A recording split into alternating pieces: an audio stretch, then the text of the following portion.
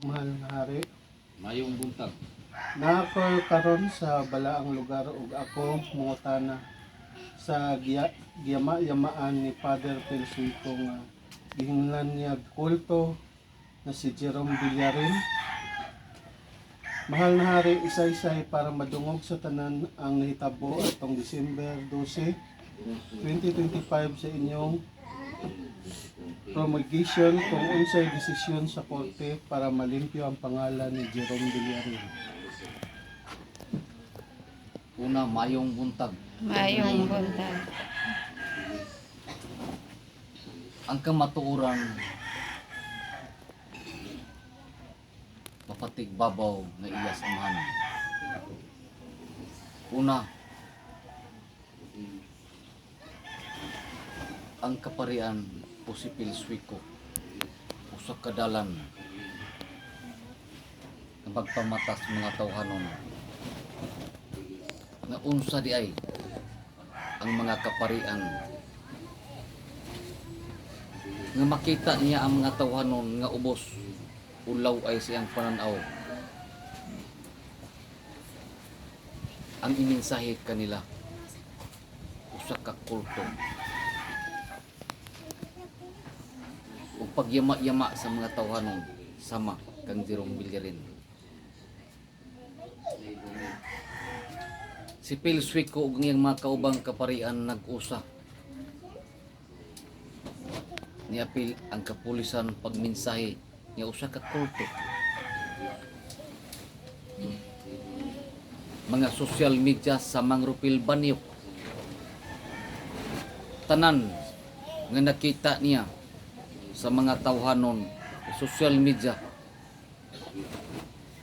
nga ang ilang gituhuan usa ka pari o kaparian apan wala sila masayod sa kamatuoran. Manginaot kamong mga tawhanon, sabtan ninyo ang mga pari, tukian ninyo ang mga pari, sila dili angay pagatuan, sila usa ka manglilingla sa mas gibuhat kanila kang Jerome Villarin. Nagibutang-butangan ug sala. Dali nila masugo ang mga kapulisan gumikan kay sila influensyado kay sila iya sa ikugag sungayan. Kung sila iyas amahan, kung pari sila nga iyas amahan, dili sila makapung og laway kang Jerome Villarin. Dili sila makapung og kulto kung sila iyas amahan. Usa sila ka manglilingla sa kalibutan nga gimugna sa man. Ang ilang gingsakpan nangabot na ug anaa sa mga lawas nung tawhanon ug ang makaluluoy ang mga bata nga masudlag dawtan ang mga bata o sa eskwelahan makaluluoy ang mga bata. Sila usa kadalan nga pagyama-yama sa ngalan ni Jerome Villarin. Ablihi ang iyong hunahuna o kasing-kasing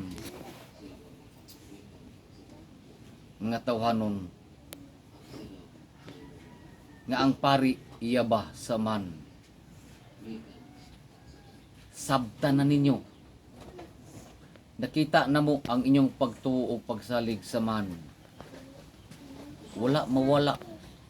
Apan ang inyo lang giatubang dili iyas aman.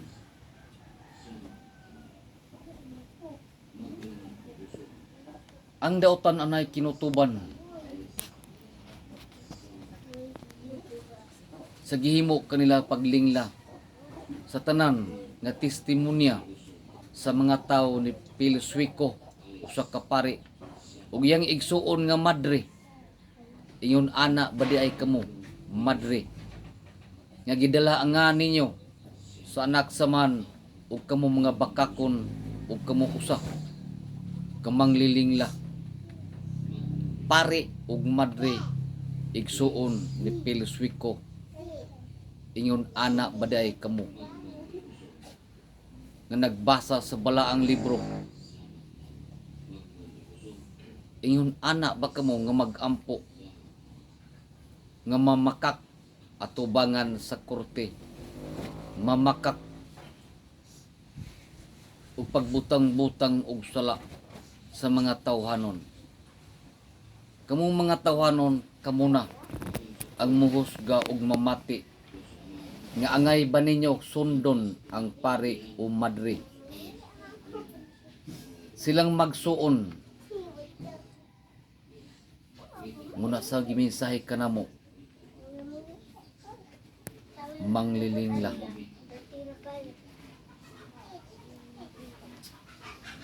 Sa adlaw nagihatag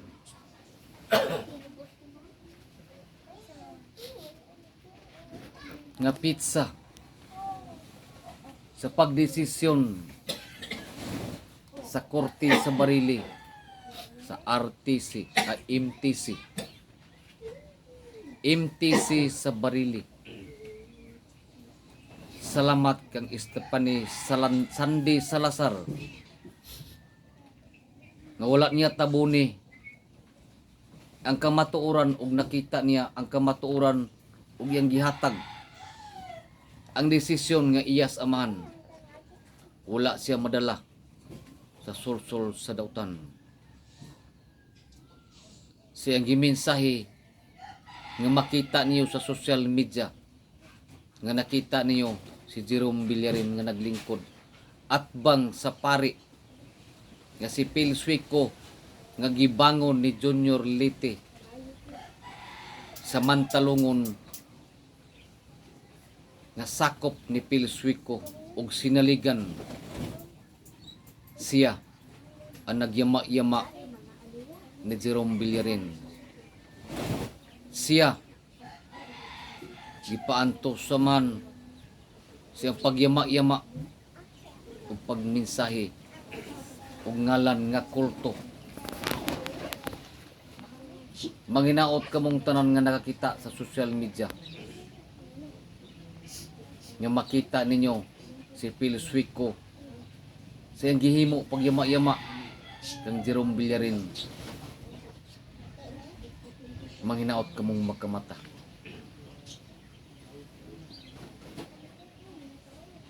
Salamat sa usa ka maghuhukom nga iyang pagbasa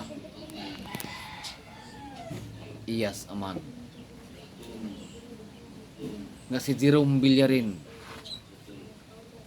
walay sala o not guilty sa tawhanong nga in English nga tawhanon pulong. Makita ninyo sa social media nga kamong mga tao nakita nimo ang kaparian nga magyama-yama sa ubos nilang pananaw, yatakan iyano lamang nila gumikan sa salapit.